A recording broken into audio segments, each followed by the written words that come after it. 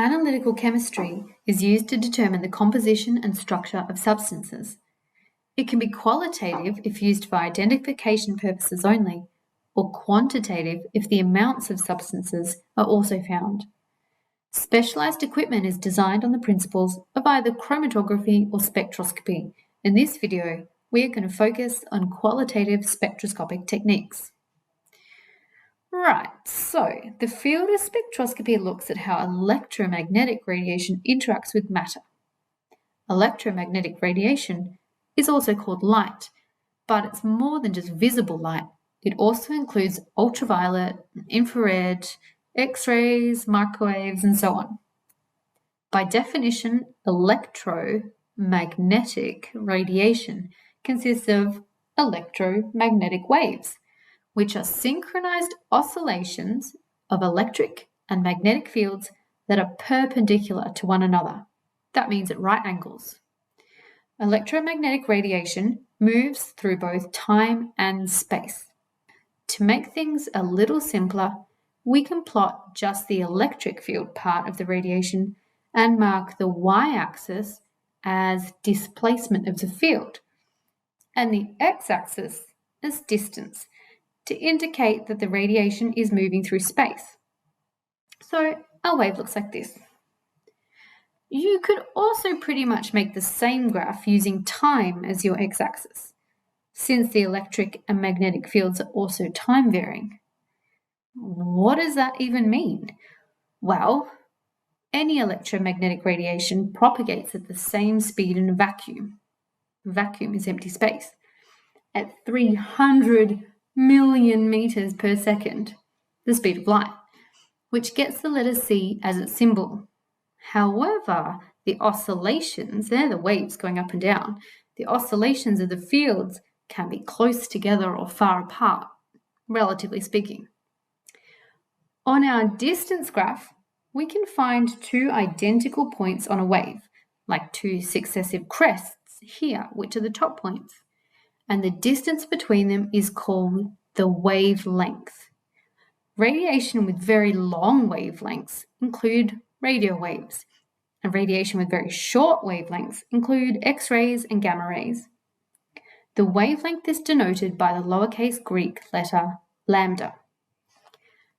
If we choose to look at the properties of the radiation over time instead, we can describe its frequency, which tells us how many waves pass a given point every second. Depending on the context, different letters are used to represent frequency in equations. In chemistry, we use the lowercase Greek letter nu. And since the waves propagate over both time and space, frequency and wavelength are inversely proportional. So the frequency of radiation is high if the wavelength is short. As we can see here, that we can fit more crests in the same time period on the x-axis. Given that frequency and wavelength are inversely proportional, they can be linked by the equation C equals nu lambda, where C is the speed of light, as we've already said, nu is frequency, and lambda is wavelength. We can also work in the Planck equation to show how these wave features relate to the energy of the electromagnetic radiation. Energy. This is where it gets important for everything else we're looking at today. The H is Planck's constant, which is 6.63 times 10 to the minus 34 joules seconds. If we increase the value for nu, our frequency, then the energy would increase too. And I don't really want to dwell on the equations as such, but what you need to recognize here is that if you are dealing with electromagnetic radiation that is high frequency, that means it will have a short wavelength and it will be high energy radiation, like those gamma rays on the right of the image. Another measurement or property of a wave is its wave number. Wave number is a bit like frequency because you can count how many cycles fit into something, how often they occur, how frequent, but it's spatial rather than temporal. In other words, we go back to the distance graph, not the time graph. Wave number is a measure of how many cycles fit into 1 centimeter, but it's proportionally related to frequency. Early work in spectroscopy was developed using wave numbers, and this unit is retained today. Okay, so we know we have light, or more technically, electromagnetic radiation. We know that the wavelength, or frequency or wave number, tells us something about the energy of that radiation. What has that got to do with identifying an unknown chemical? Lots of things. Let's refresh your knowledge of line spectra from atomic theory first of all. Towards the mid to high frequency end, electromagnetic radiation has enough energy to be absorbed by an atom's electrons, elevating them to an excited state. The unstable excited electrons quickly fall back down to the ground state and re-emit the same wavelength that they absorbed.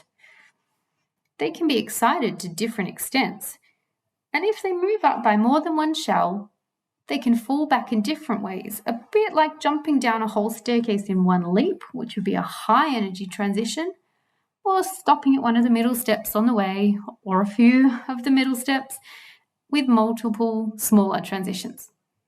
And we can't hover in between two steps, suspended somehow in midair, and neither can an electron. It's only found to exist at very specific energy levels, which are the principal energy levels or shells of an atom.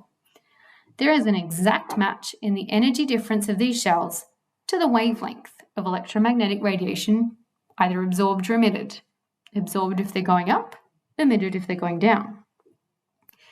The shells of the atom get closer together as we move further from the attractive force of the nucleus.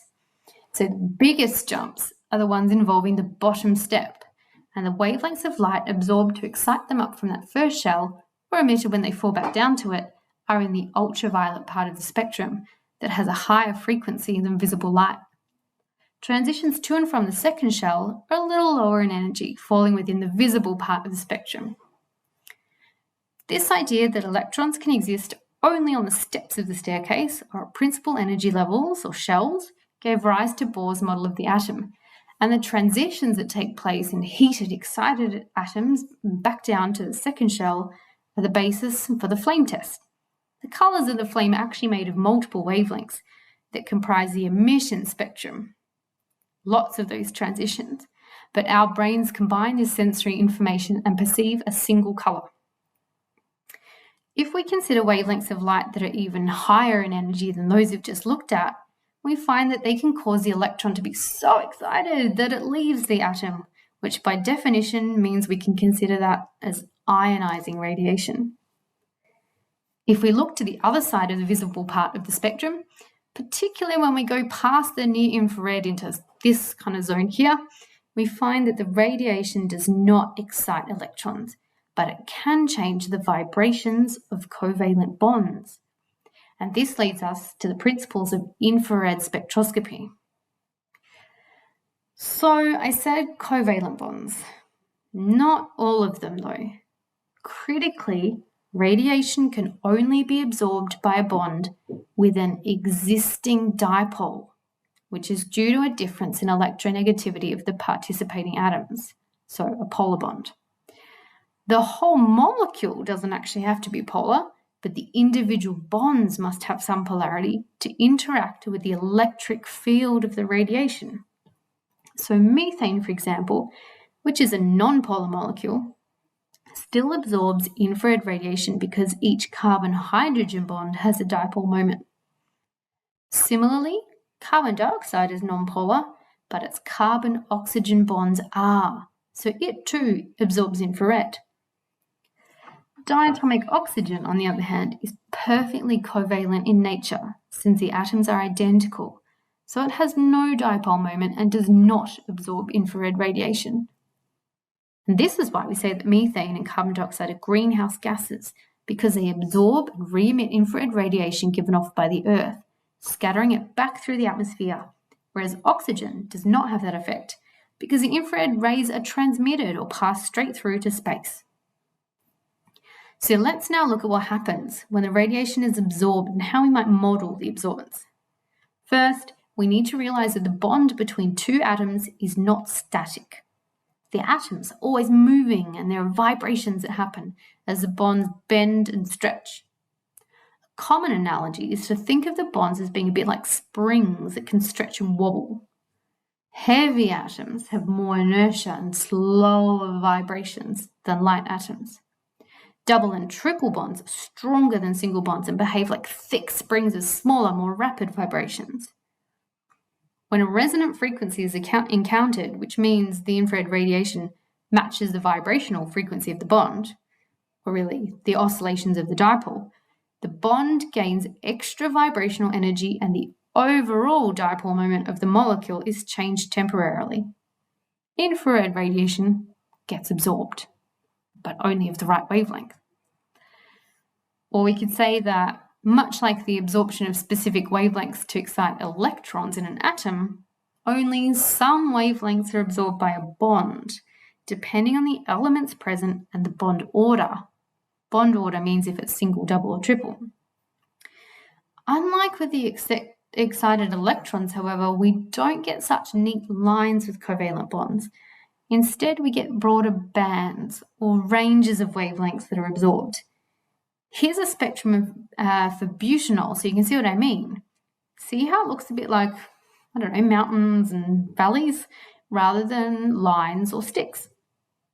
This shows us that multiple wavelengths can be absorbed by one bond type, and the ranges of absorption exist because of rotational differences in the bonds. We also see that molecules with more than two atoms have different vibrational modes. Look at those happy little hydrogens there. Bonds on either side of an atom can stretch the same way at the same time, which is symmetrical, or in opposite directions to one another, which is called antisymmetric. Sometimes just asymmetric, but antisymmetric means completely opposite. The atoms may bend and scissor toward each other or twist and rock and so on. And realistically, the central carbon atom, that would be moving too. That's tricky to show, and since hydrogens are light, they're the ones that are going to be moved around the most. We'll just put a little reminder here on our whiteboard. I'm afraid I can't get the animation to keep running on whiteboard, sorry, so this will have to do. Anyway, if we have a machine that can put infrared radiation through a sample of a molecular compound and measure the radiation that is transmitted passing through to the other side, only sections of the spectrum should be absorbed or have much lower transmission, depending on what bonds we've got. And these sort of inverted peaks on our resulting chart, because we measure, by convention, we measure transmittance rather than absorbance. So let's look again at that spectrum for butanol. These bands that come down towards the bottom of the graph show us that most of the radiation of that wave number has been absorbed by a bond. And the width shows us there's actually a range of wave numbers that resonate with that bond. But these ranges of wave numbers are pretty consistent for the same bond types across a whole variety of organic compounds, which gives us data that we can use to start identifying possible functional groups in an unknown molecule. You're not expected to remember where they are. If asked to work with IR spectra, you will have a table of data for reference. In fact, let's look at some examples. I'm going to start by mentioning a carbonyl group. Recall that's a carbon double bonded to an oxygen. I know, weird choice for butanol, it doesn't have one, but I'm going to put butanoic acid underneath in a moment for comparison. A carbonyl group typically absorbs a lot of radiation in the region of 1700 to 1750 reciprocal centimeters. That's our unit for wave number, by the way, which is a convention we follow for analysing IR spectra. In fact, let me just add a few scribbles here to remind you that a low wave number means a long wavelength. So increasing that way to the right for wavelength, and then over here on the left we have high wave numbers, short wavelengths, high frequency, and high energy radiation, which usually corresponds to bonds with greater enthalpy. But let's focus on that butanol again and pick a functional group we do have this time. This wide or broad band here is the big giveaway that we're dealing with an alcohol that I've highlighted in orange. Look at the table. It's in the range expected for an oxygen-hydrogen bond, specifically one in an alcohol or phenol between 3200 and 3600. Notice that the same bond, an OH, is actually a bit lower if it's in a carboxylic acid at around 2500 to 3000. See, here's the butanoic acid I promised for comparison. Well, the spectrum for butanoic acid, not the real deal. That butanoic acid smells like vomit. You don't actually want to handle that in the lab if you can help it. But it has the OH band further to the right. Wow, you have to look at the scale too, but further to the right, and it overlaps with the CH band.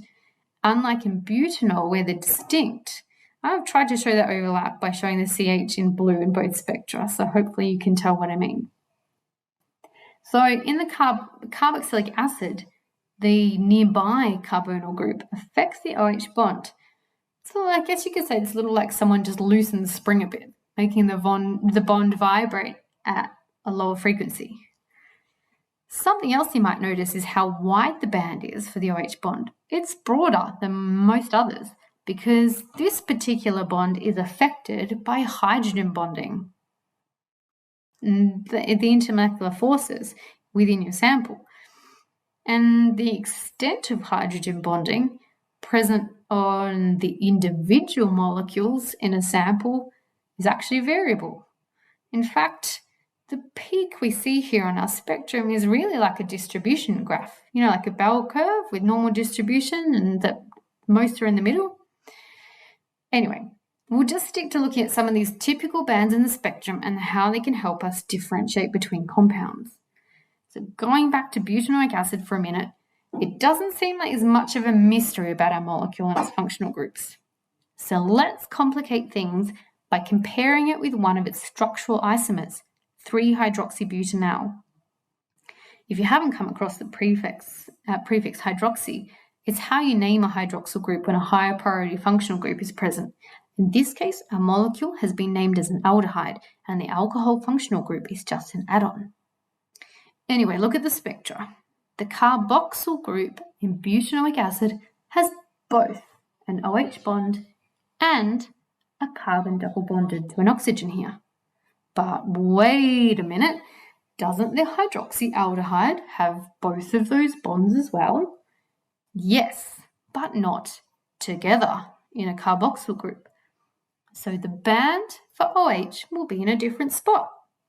See there? The OH absorbance typically in an alcohol range indicated in orange, contrasted with the OH of a carboxyl group in green. So it's actually very useful to apply this knowledge and check the data table to recognize that the hydroxyl group absorbs in a different region depending on how close that carbonyl group is. In an exam question, you'd be given limited options and fairly clear spectra to work with. So don't panic if this seems a little bit complicated or that there are a lot of options to pick from. And this data might also be combined with mass spectra or some other information to help you piece together the puzzle. This region over here is often called the fingerprint region, between about 900 and 1400 reciprocal centimeters, which is quite complex and it's hard to discern individual bonds, given that they can absorb different wave numbers. But like its name suggests, it can be used a bit like matching a fingerprint from a crime scene, in that you can compare an unknown sample to many known spectra in a database. And they're the main things you need to know about IR. So let's return to our full electromagnetic spectrum and explore one last region, which is used in proton nuclear magnetic resonance spectroscopy. So here we have radio waves, which, by the way, are not the same as acoustic waves.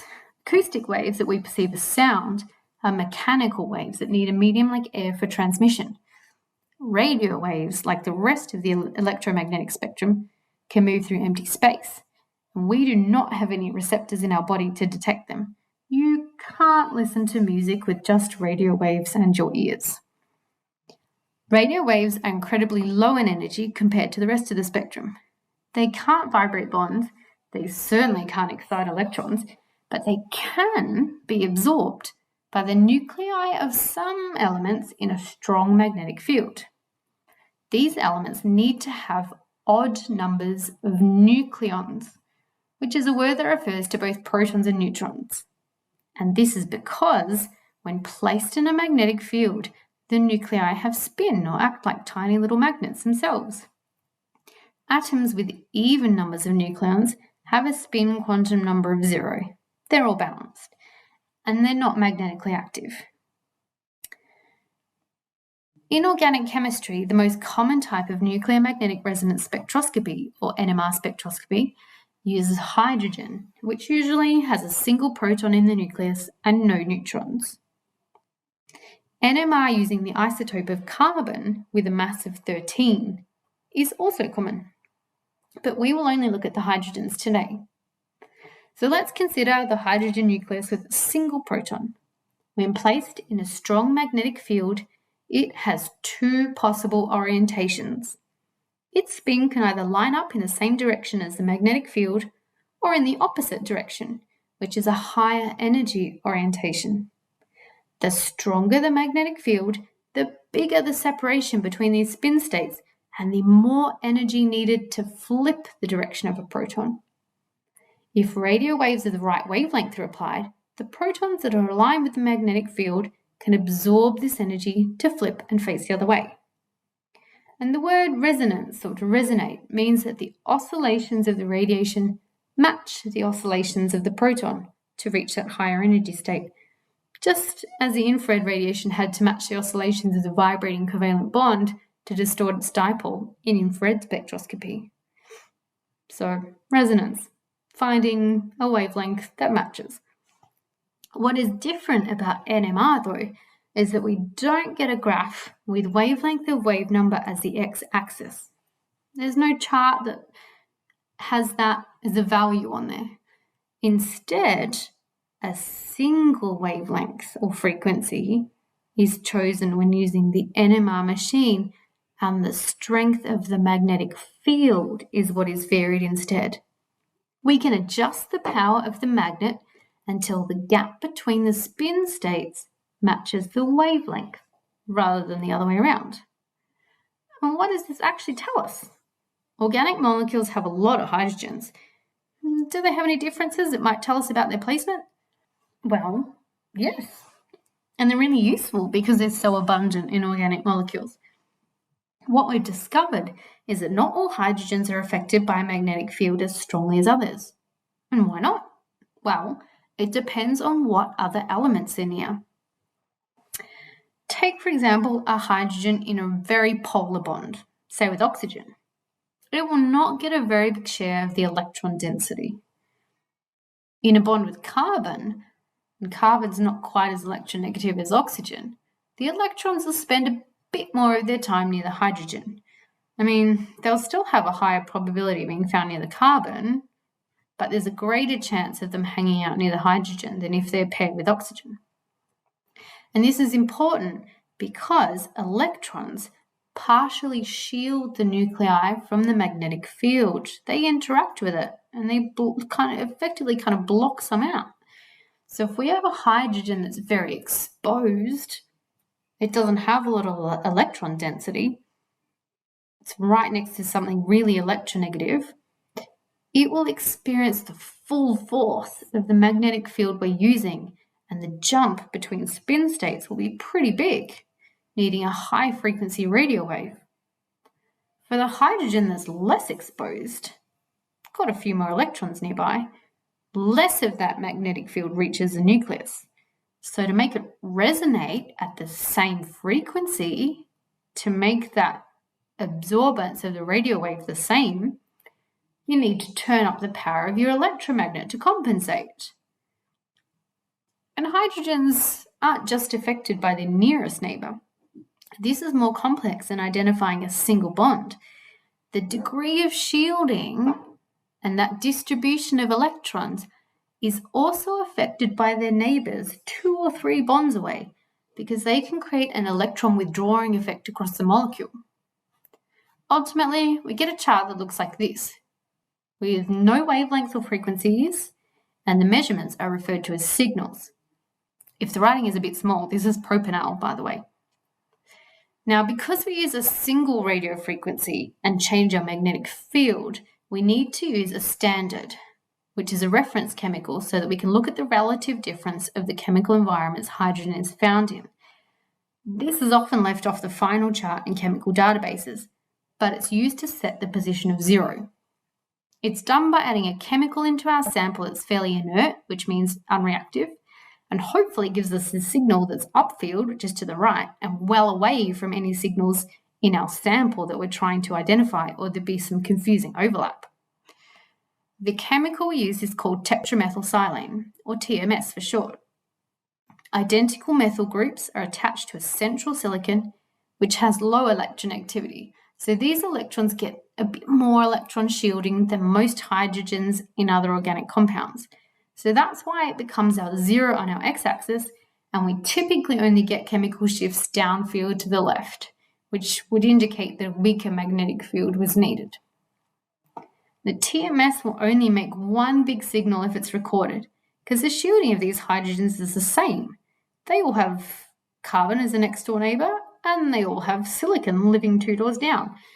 So the gap between their spin states is the same, and we say they're equivalent. In this spectrum of propanol, ignoring that TMS there, we get 3 signals. What this tells us is that propanol has hydrogens that exist in 3 different chemical environments. So let's have a look. Here we have a hydrogen very near to the oxygen, so it's the most exposed. Those electrons are pulled to the oxygen away from that hydrogen, and it needs a weaker magnetic field to achieve resonance with the chosen radio wave, because it's feeling the full force of that magnetic field. It's the furthest downfield. You don't usually need to figure that out on your own, by the way, and you certainly are not expected to know just how big the chemical shift is or predict that value, but it's good to understand the principles at play. More often than not, you'll get a data table, just like when interpreting IR spectra, that indicates typical shifts for hydrogens depending on what they're bonded to or near. Then our hydrogens on this central carbon, well, they aren't nearly as exposed as the one we just looked at, although they do have oxygen as a neighbour 3 doors down. They're these ones here. That leaves the hydrogens at the end of the chain as the ones with the most electron shielding interfering with the magnetic field. They are all part of the same signal because they have the same chemical environment as each other. If you want to go further and explore high-resolution NMR, you'll see that it's actually split because of tiny differences created by spin-spin coupling from the other hydrogens. But for now, we'll stick with low resolution. Anyway, the other clue you can extract from this spectrum is the ratio of hydrogens in each environment. This is found by comparing the area under the signal. And this can be pretty tricky because it's not the same as the height of the signal. See this wider one here? It actually has a greater area under the signal than this one, which you might not pick straight away. For clarity, we sometimes add an integration trace, which is a way of showing the area as a height instead. So in this one, I'll just roughly add the integration trace by hand. It's definitely not going to be perfect, but you can see how it's done cumulatively. So where one stops, the next picks up again in a kind of stepped fashion.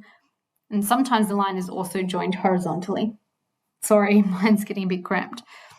The point is, though, we can see in our propanol that we have 3 hydrogen environments with a ratio of hydrogen atoms being 1 to 2 to 3. If we didn't already know it's propanol, these would be pretty useful clues. This might also be combined with data from an infrared spectrum that let us know we had a carbonyl group. But if we had the infrared data, wouldn't that have been enough? Do we even need to do this? I mean, if we had a carbonyl group and no halogens or hydroxyl groups, wouldn't we know it was propanol without any other evidence? Well, the IR absorption would have indicated the functional group, but wouldn't have been able to tell you where it was. What if this was actually propanone instead? Same formula, different position of the carbonyl group. Let's see. Let's examine the proton NMR spectrum for propanone. Look at that. Totally different. Why? Because all of the hydrogens in propanone are chemically equivalent. They're all bonded to a carbon and they're all 3 bonds away from the oxygen. They all resonate when the magnetic field is on the same setting. So we get one really big signal, and that's it. So actually, clues about the number of hydrogen environments are very important when trying to determine the position of a functional group. Let's do another comparison of two structural isomers. This time I'll take butane and methylpropane, also called isobutane. Apologies, I haven't written the names as they will appear on the spectra in a minute, but butane is the top one I'm going to draw and methylpropane I'm drawing below. So how many hydrogen environments are in butane? The hydrogens on the carbons at either end are equivalent. That's one environment with 6 hydrogens. The hydrogens around the central 2 carbons are subtly different to the end ones. So that's a second environment, and that's got 4 of them in it. We should be expecting a spectrum that has 2 signals, probably not too far apart, and in a ratio of 3 to 2. Methylpropane then. The hydrogens at the ends are the same as the hydrogens on the methyl group. It's kind of like we just have 3 methyl groups around a central carbon. So we have one environment here that has 9 hydrogens, leaving just 1 in this environment on the central carbon. So probably quite similar chemical shifts, or not too different on our NMR spectra, but the ratio of the signals is a standout thing to look for in this scenario to tell them apart. I should point out, by the way, that we're treating these close together zigzaggy sort of lines as one signal, and low-resolution machines would combine them. You can go further by analysing high-resolution spectra, which considers signal splitting, these small little peaks or the tiny differences, but I'm going to leave that out for now.